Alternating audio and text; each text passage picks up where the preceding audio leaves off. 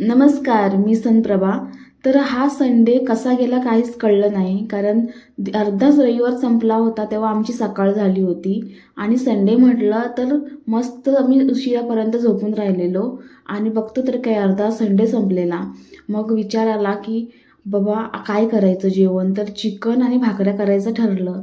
तर मग मैत्रीण मस्त तिनं कांदा वगैरे कापून घेतला, खोबरं वगैरे किसून घेतलं, त्याने मसाल्याची तयारी केली आणि मी पटकन भाकऱ्या भाजून घेतल्या आणि मग नंतर भाकऱ्या भाजताना आमचा गॅस जरा कमी कमी जास्त होत होता. तर आम्हाला दगदग वाटत होते की आमचा गॅस संपतो की काय, कारण भूक पण खूप लागली होती. आम्ही चहा नाही घेतलेला कारण दुपारीच आम्ही उठलेलो, फ्रेश वगैरे झालेलो आणि जेवणाला लागलेलो.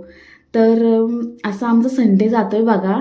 आणि नंतर अगदी घाईघाईने भाकऱ्या भाजत होते आणि हाताला चटके लागत होते. एक म्हण आठवली, आधी हाताला चटके मग मिळती भाकरं.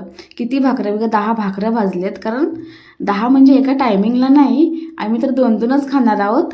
तर बघा पटपट भाकऱ्या भाजून घेतल्या आणि मग नंतर मैत्रिणीने मसाल्याची तयारी केली आणि